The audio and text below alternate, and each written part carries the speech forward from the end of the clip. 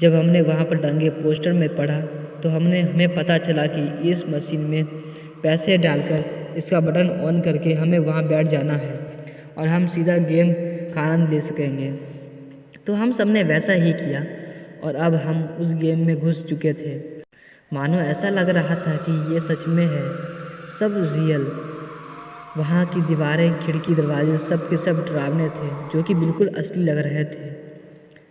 हम सब अब धीरे धीरे आगे बढ़ रहे थे। तभी ऊपर से एक कंकाल गिरा, जिसे देखकर हम रुक गए और उसे छूकर देखा तो हमने पाया कि यह तो बिल्कुल असली कंकाल है। लेकिन ये कैसे मुमकिन है, वो भी गेम में।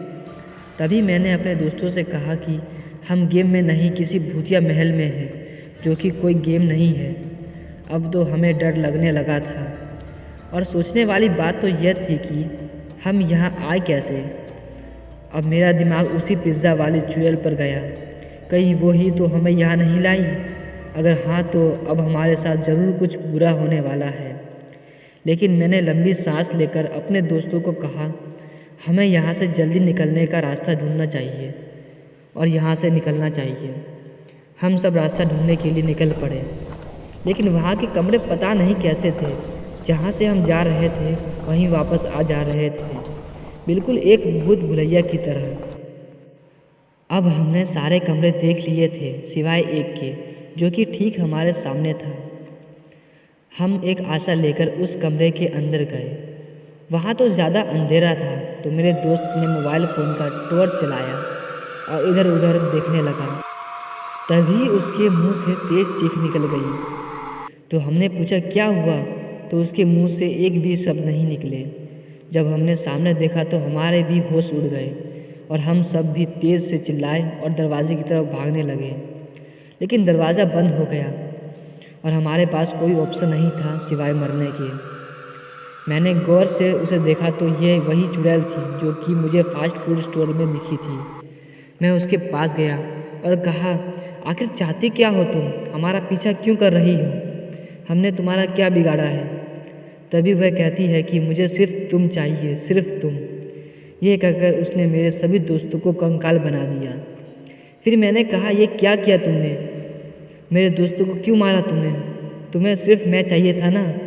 फिर उसने कहा, इसलिए ही तो मैंने इन तीनों को मार दिया। और मैंने जब पूछा कि आखिर तुम मुझे क्यों ढूंढ रही थी, और उसने फिर कहा कि तुम्हें मुस्कान नाम की लड़की याद है? तुम्हें स्कूल के सामने वाला पिज़्ज़ा स्टोर याद है? फिर मैंने कहा, हाँ, मुस्कान मेरी क्लासमेट थी। लेकिन ये सब तुम्हें कैसे पता? तो उसने कहा कि वह मेरी बेटी थी जिसे तुमने मार दिया। ये बात कुछ समझ नहीं आ रही थी कि मैंने मारा उसको। मैंने कहा, मैंने नहीं मारा उसको, मैं तो उससे काफ़ी समय से मिला ही नहीं। उसने लास्ट टाइम मुझे पिज़्ज़ा स्टोर में बुलाया था, लेकिन उसी दिन मैं गांव चला गया और मैं अभी कुछ दिन पहले ही आया हूँ। फिर उसने कहा कि उसी पिज़्ज़ा स्टोर में तुम्हारा इंतज़ार करते करते वह मर गई, जिसकी सज़ा तुम्हें मिलकर रहेगी। और जैसे ही वह मुझे मारने जा रही थी, तभी अचानक से उसकी बेटी यानी मुस्कान आ गई, जिसने अपनी माँ को रोक लिया और कहा, माँ, इसे छोड़ दो, इसमें इसकी कोई गलती नहीं है।